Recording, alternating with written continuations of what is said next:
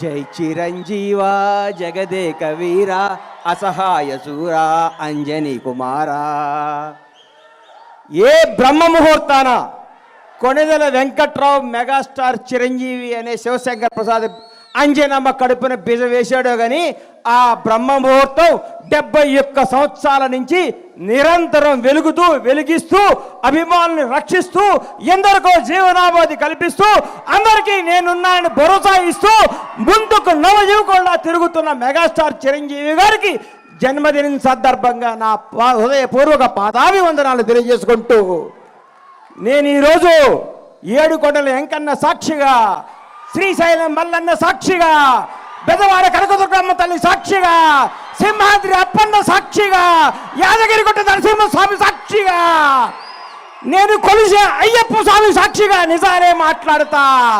Megastar character గురించి, calibre గురించి, capacity గురించి, వ్యక్తిత్వం గురించి, వ్యక్తి వికాసాన్ని గురించి నేను మాట్లాడదామని మీ ముందుకు వచ్చాను.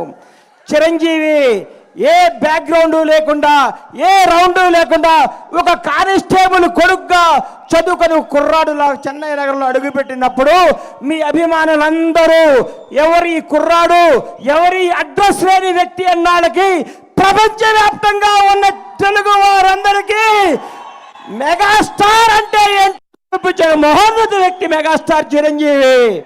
నాకు ఆయన అంటే ప్రాణం. ఎందుకు ప్రాణం అంటే నాకు జీవితాన్ని ఇచ్చిన పవర్ స్టార్ పవన్ కళ్యాణ్ తెలుగు ఇండస్ట్రీకి చేత్తో పట్టుకొచ్చిన మెగాస్టార్. ఈ భారతదేశంలో ఏ నటుడికి, ఏ మెగాస్టార్కి దగ్గర అదృష్టం రామ్ చరణ్ రూపేణ ఆయన లెగసీని కంటిన్యూ చేయడానికి పుట్టించిన మహోన్నత వ్యక్తి చిరంజీవి. ఎంతమంది స్టార్లు ఉన్నారు భారతదేశ వ్యాప్తంగా ఉన్న స్టార్లందరికీ ఒక సూపర్ స్టార్కు ఇంకో సూపర్ స్టార్ పుట్టాడా? ఒక మెగాస్టార్కు మెగా పవర్ స్టార్ పుట్టాడా? ఏం కొడుకుని కన్నావయ్యా మెగాస్టార్? నీ వ్యక్తిత్వం గతంలో చాలా మంది ఓరు దాటేదాకా ఓరి మల్లనని పనులకు బోడి మల్లన అంటున్న ఈ రోజుల్లో చిరంజీవి గారు అన్నా నీ వెనకాల ఎంతమంది ఉంటే ఏంటి, ఊడితే ఏంటి? నీ క్యారెక్టర్ భావి తరాలకి, భవిష్యత్ తరాలకి ఒక రామాయణం, ఒక భగవద్గీత, ఒక భారతదేశ స్వతంత్రానికి పోరాడే కాదల్లాగా చిరంజీవి చరిత్ర కూడా అందరి హృదయాలు లిఖించుకుంటారని నేను మీ అందరికి గర్వంగా చెప్తున్నా. చిరంజీవి వ్యక్తిత్వం. ఈ మధ్య నేను చిరంజీవి గారింటికి వెళ్ళి మర్చిపోయి మీకు చెప్పడానికి వెళ్తే అన్నయ్య కొంచెం లేట్గా వచ్చాడు. ఏంటన్నా లేట్గా వచ్చావన్నా? మా చెల్లికి నడువు నొప్పిగా ఉంటే జెండు బాంబు రాస్తున్నారు ఆ లోపల అన్నాడు. అదే చిరంజీవి క్యారెక్టరు.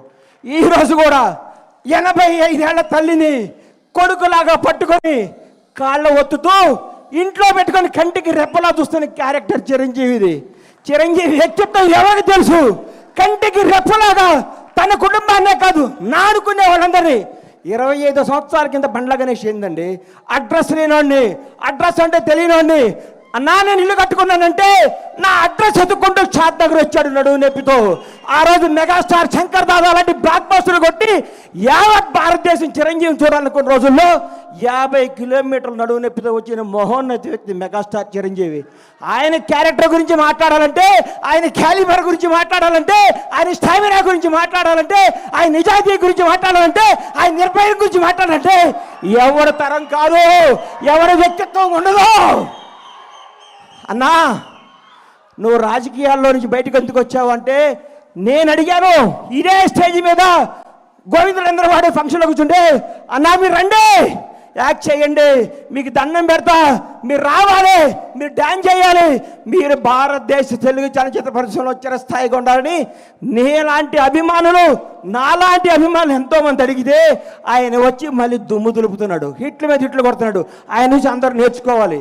సినిమా వెనకాల సినిమా ఎక్కిస్తూ, సినిమాతో సినిమాలు పెంచుతూ, ఎంతోమందికి వినోదాన్ని ఇస్తూ, ఎంతోమందికి హక్కుని తెచ్చుకొని ప్రతి ఒక్కరికి నానుకున్న వాళ్ళందరికీ చేతునిచ్చి ఆయనలో స్వార్థం ఉంటే, ఆయనే నేనే ఉండాలనుకుంటే నేను ఉండాలి, నా కొడుకు ఉండాలనుకుంటాడు. అవన్నీ పక్కన పెట్టి మేము ఉండాలి, మనం ఉండాలి, మనం అందరం ఉండాలి, అందరూ పైకి రావాలి, అభిమానించే ప్రతి ఒక్కరికి బంగారు భవిష్యత్తు ఇవ్వాలి అని చెప్పిన మోహన వ్యక్తి మెగాస్టార్ చిరంజీవి. చిరంజీవి అనేవాడు ఇండస్ట్రీలో రాకపోయింటే నాలాంటి వాళ్ళు వచ్చేవాళ్ళు కాదు. ఎందుకంటే ఇండస్ట్రీ అందదేమో సామాన్యులకి అందరూ ఒక కళేమో అని అనుకుంటున్న రోజుల్లో ఒక చిరంజీవి కూడా మెగాస్టార్ అవ్వచ్చు, కష్టపడే ఎవడైనా సినిమా ఇండస్ట్రీలో పైకి రావచ్చని అడ్రస్ కల్పించిన మహోన్నత వ్యక్తి మెగాస్టార్ చిరంజీవి.